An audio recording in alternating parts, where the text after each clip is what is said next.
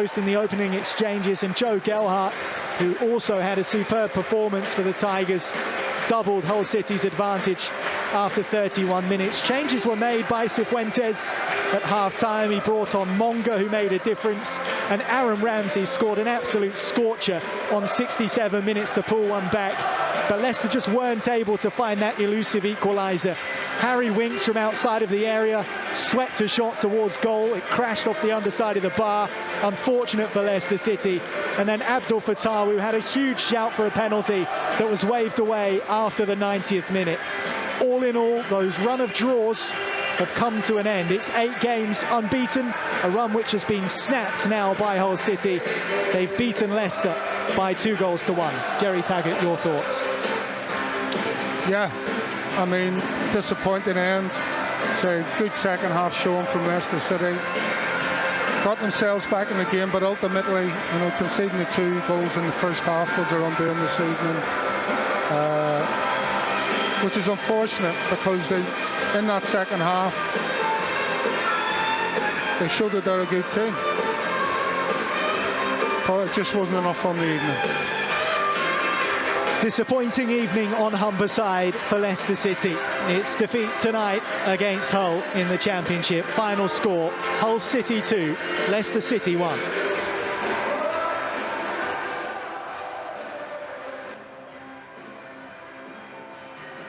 Well, there we have it, a disappointing night up in Yorkshire for the Foxes, who have lost by 2-1, as we just heard there from Niall McCorn. Jerry, I guess, obviously, having watched that, they nearly got back into it, actually, Leicester, didn't they? And in the end, they'll be really thinking, God, we could have got an equaliser there. At least that. I mean, Fattah, who had that effort literally just after Ramsey had scored, you never know what might happen if that goes in, but overall, they'll be disappointed. Yeah, absolutely, Dan. I mean, I think, Hull, Leicester got the grips with the second half, fair enough, but there was that first half performance from Hull that, in the end, came in the 3 points. You could see the tactical change in the second half. The more the second half went on, the more Hull changed their tactics, went more defensively. We're just trying to hold on in the end. And sometimes that works, sometimes it doesn't. And, butt full of crossbar from Harry Winks' shot, Leicester could have been walking off the pint, but it just wasn't to be this evening. Ewan Roberts and Matt Elliott are with me, Dan Bates, here in the studio. We'll keep going back to Jerry Taggart, who is at the MKM Stadium as well, over the course of the next 20 minutes or so. As we assess that, Leicester's unbeaten run has ended, Matt. They quite easily could have extended it by the end of that there, but 2-0 down at half-time, they were thinking that was a long way off. Yeah, exactly. The damage was obviously done in the first half, wasn't it? I mean, it's all well and good saying, Leicester could have nicked a point in perhaps, if Winks' goal had gone in, you don't know enough time to go and get the winner itself, but it didn't happen. It's all ifs and buts, isn't it, really? And you're putting yourself in a pressurised situation. Not many teams, however good, come back from a 2-0 deficit to go and win the game. Winning, getting a point, okay, it all helps, but I mean, Leicester are wanting better than a point a game at the moment, aren't they? They're wanting to get these 3 points in their grasp, and it's eluded them too many times, really. But no, there's lots. I mean, you could look. The manager's face summed it up. Basically, we can talk all night if we want, but you saw his face pretty much from start to finish in that game. Even when they got themselves back in it with Ramsey's goal, and then 1 or 2 skirmishes and in the bar, etc. He still looked unhappy at the end, and I think he'll have quite a lot to say to his troops. What do you think he will say, Ewan? First half, a million miles away from the standard that's been set. You can sort of let it drop slightly, but you can't let it drop to the manner that it did in that first half. As Matty said, the damage was done. 2-0 down at half time. You've got a mountain to climb. I thought he was positive in his changes, and to their credit, as poor and as disappointing as that first half was, they came out and gave it a really good go in the second half. You know, penned Hull in their own half for long periods, put lots of decent quality into that Hull City penalty box. Scored an outstanding goal. Could have had a penalty on another night when Fatu is sort of brought down with a few minutes to go. Harry Winks' shot that hits the bar, he's so unlucky. You know, and let's not forget, Ramsey nearly got his second, and if it wasn't for an unbelievable block by one of the Hull defenders, you know, we could have been coming back with a point that we didn't see how that was going to happen after that first half. But they have to realise the first half was a million miles away from a Leicester City performance. I guess they have got the fact that they were able to turn it around, Matt. Yeah, and they can point to that. Yeah, there are small positives even in this game and others throughout the season. But Leicester have got to try and find a way of being able to step it up a gear, which they're capable of doing, but maintaining that, sustaining it for much longer periods, if not the entirety of the game. They're playing well in patches, in halves, literally at the moment. But you need more than that. You need more than that, really. And you see them; they play well in phases, and then they drift off. Is it a psychological thing? Is it a fitness thing? I would say more the former, really. I think perhaps they coast a little bit at times, and other times they think, well, we've got enough in the ranks to get us through, and we'll turn it on a bit later in the game if we really have to. But sometimes the game's taken out of their control a little bit, and they find themselves in a pressurised situation, as they have done tonight, really. They need to find a solution for that, really, collectively. Because they've shown spirit at times as well, haven't they? They've been in adverse scenarios and reacted well. But they can't wait until they're in a predicament or then coast, if they're doing well, take their foot off the gas. It's got to be ruthless. It's got to be focused from the start. And that will serve them pretty well. But I don't know where they're standing in the table right now, but you said 7th at half time, and all of a sudden it's a different scenario. There's no good looking man. Other teams as well saying, well, they lost as well, and Ipswich and Southampton have both got defeats tonight as well, haven't they? But that's no real consolation. You've got to deal with your own business. Have a sip of water, Dave. Thank you. You and save me. I'm just seeing some of the opportunities that the lads created in that second half. You know, I've spoken about the goal, the wing shot that hit the bar. You know, before he scored that unbelievable strike, he had a really good opportunity with his head. Yeah. Probably an easier opportunity than the one he scored from, and he missed the target completely. And we've just seen Samare open Hull's defence up. Great ball down that right-hand side. Fatu gets onto it, he cuts in, and he just doesn't quite sort of control the shot, just goes slightly over the bar.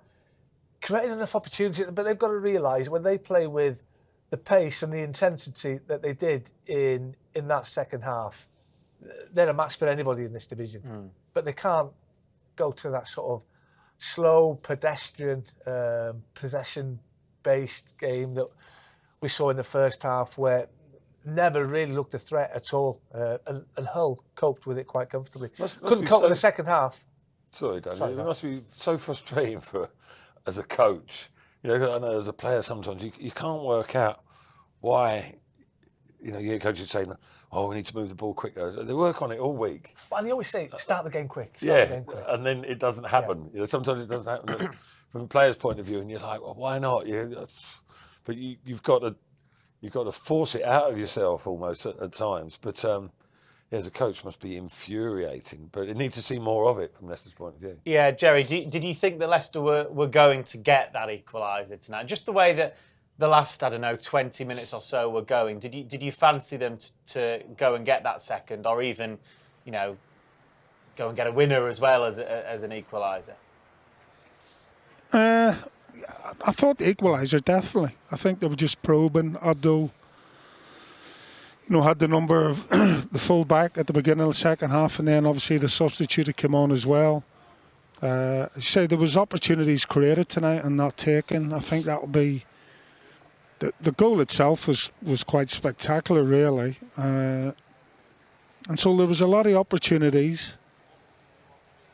And, you could see the desperation with Hull towards the end, where they were just, by hook or by crook. I think, was it Aaron Ramsey had a shot from about 7 yards out, and they were just throwing their bodies at him.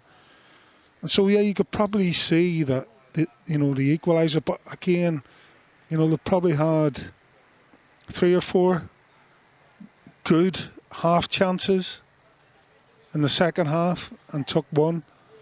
Would you say Harry Winks's was a half chance or a good chance? I'm not sure. He was really unlucky with that. Keeper didn't move for it, I don't think. No, but obviously it's hit the bar. Aaron Ramsey had a header. He had a shot from 7 yards. And there's 1 or 2 other little opportunities. Bouba Samari had a free header. Didn't quite connect with it the way he would have wanted. So yeah, I mean, on the balance, you could say that, Leicester can feel a little bit hard done by not walking off the pitch with a point. But for them to say, could you see them go all the way through and get 3 goals, then I think that was a bit of a tall order. And I also think that when you're holding on to, slim pickings that whole word, at 2-1, and then it just means that little bit more, doesn't it? And the lads will know exactly what I'm talking about. You'll try anything and everything just to try and get over the line, and for them that was just about enough this evening. Gerald, Matthew here. Hello, Matt. We've just been speaking about the inconsistency of Leicester's performances over the course of the season. Really, it's been a little bit stop-start, etc. And to me, it seems. I'm just wondering if you agree with me. It seems to me that it's more of a psychological thing than anything more than a tactical or an actual capability problem. I think they have the ability, but do you agree with me that they need to focus a little bit more, or what is it that can change their performance levels and to be sustainable? Because it's just in patches at the moment, from what I see. Yeah, I think you make a good point there. I think for me, it's just, in the main, it's psychological. I think the strikers haven't got off to the best start.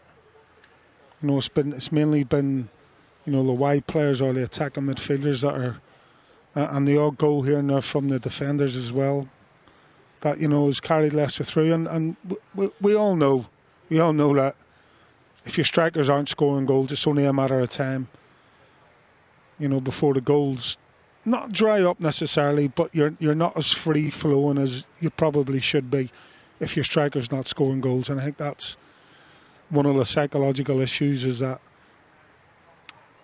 the 3 strikers at the minute probably aren't hitting the heights, and that basically boils down to a psychological issue. How you rectify that, I don't know, because I'm not in the dressing room.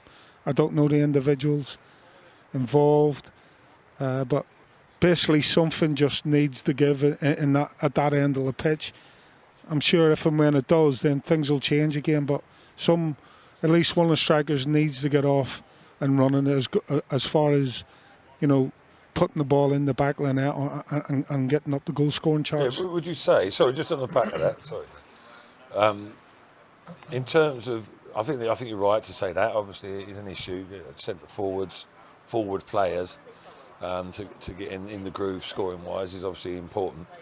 But would you say also, perhaps Leicester, from a defensive point of view, not over focused, but there's not enough attention to the actual basics of defending as a team, as a defensive unit as well, because there's a lot of concentration on the possession side of the game. Yes. I understand. Do you know what I'm saying? They seem more concentrated on when we're going to play this past this, and I'll defend off the cuff, but they're not pre-prepared and set up for the counter. Yeah, no, absolutely, and that showed in the first half. Hull were on the march down both wings at will at times, with no, I'm not going to say an idea, but there was no sort of preconception of how to deal with that. Yeah. And to stop it at source, stop it before it became an issue. And that, as you know, is a massive part of the game. If you're going to apply it now, in the second half, it was less of an issue, a lot less of an issue. But as you said, the damage was done in the first half, not the second half. That was more to do with Hull not offering much second half, just in flashes, wasn't it?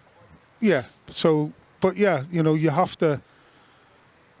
I think, there's a balance to be struck, isn't there, between controlling games of football, which I think Leicester ultimately want to do, is control the games and limit the opposition to, 5, 6, 7, 8 attacks in a game. But when that doesn't happen, then that's where the balance comes in, and you have to be aware of how to win the ball back quickly, how to stay on the front foot for longer periods of time in a game, and that pressure that you apply throughout the whole of the game turns into mistakes from the opposition, which then hopefully turns into goals. So yes, there is definitely a balance to be struck. Yeah. I mean, Tags is spot on. I think that's the 7th game that Leicester haven't kept a clean sheet, but they haven't been conceding loads of goals. I think that's it's won a game. 11 games played, 11 conceded. But that's the 7th game now. They've scored 1 goal or less in 11, and I think that's more worrying for me as the other stat that I've just given you: the no clean sheets in 7. And the three main centre forwards, as we look at them, they've scored 1 goal between them, and that's come from Andre Ayew. And I think that is a big problem.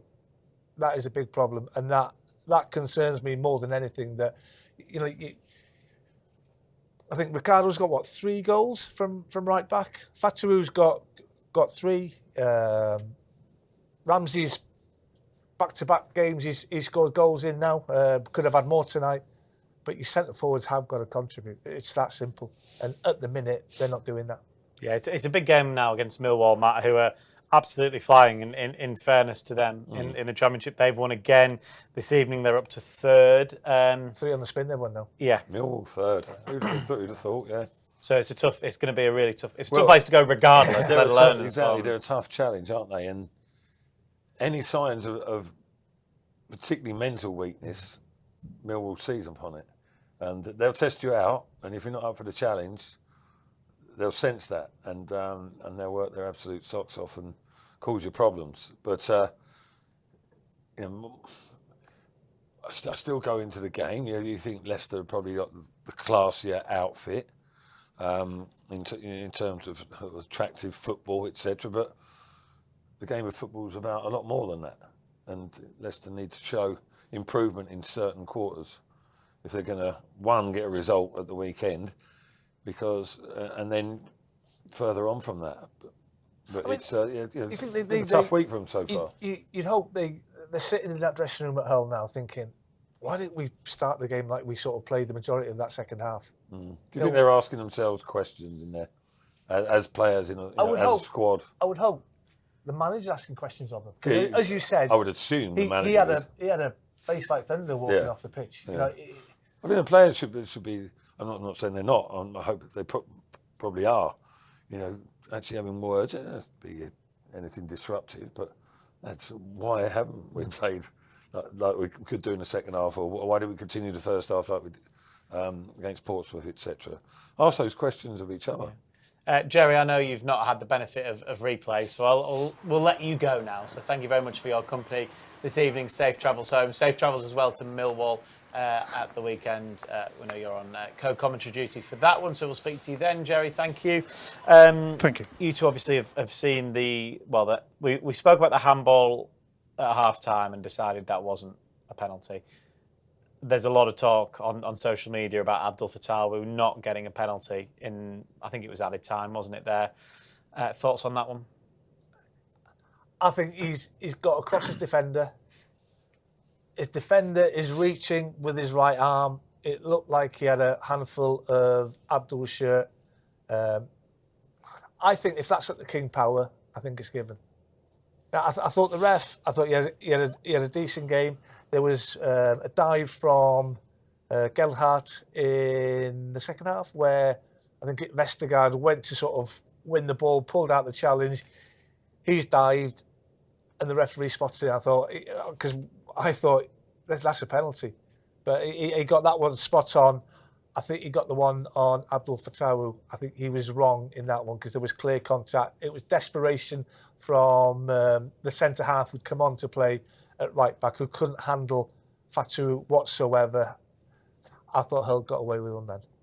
Yeah, I did see a quick glimpse of the replay, but not properly, to be honest. Not trying to defend myself here, but from what I saw, my instinct was, I've got to be honest, I didn't think it was enough for a penalty. I thought he'd... That's the defender and the attacker. Yeah, Tommy, by the way, maybe so. This. But he sort of got past his man a bit, but the ball, defender sort of like shielding it a bit, and yeah, there was a bit of grappling, but the ball, I'm not sure, Fattahu, I might be totally wrong here, Fattahu would have actually gathered the ball facing towards goal, etc. I don't know. Not enough. I'd have been unhappy if I was a defender and that got against me. It was pressured. I must admit, I was hoping for the penalty, and I breathed in and I was thinking, go on, ref. The ref had a mini moment, didn't he? But he wasn't that interested, to be fair. I don't blame him. Well, I think you might change your mind when you see it again. Yeah, may well do. We'll see. All right. Regardless, you can't be depending on possible instances like that. You need to do your business beforehand. Yeah. We mentioned that Millwall game there, didn't we? Of course, it's back-to-back away games for the Foxes. Well done if you're travelling. If you've travelled tonight and you travel again at the weekend, very good effort from you. Great effort if you travel to any away game. You can get your game passes still available, international seasonal passes for £180, which means in certain territories you can watch the action at the weekend. If not, you can join us on Matchday Live and then listen live, or if you're obviously watching the game, you can watch all the build-up with us on Matchday Live from 2:30 back at a 3 o'clock kickoff on a Saturday. Those Listen Live monthly passes also available for those of you that want to listen to the commentary. Again, as we mentioned, Jerry on co-commentary duty again there. Thanks to Jerry, to Niall, to Matt and to Ewan for your company this evening. Unfortunately, Leicester's 8-game unbeaten run has ended this evening. 17 shots Leicester had in the end this evening. They could only find the back of the net once, weren't able to find the equaliser in the end. Hopefully they go down to London though at the weekend and get the 3 points against Millwall. Thank you everyone that has joined us, that has commented this evening. We'll see you all again at the weekend. Good night.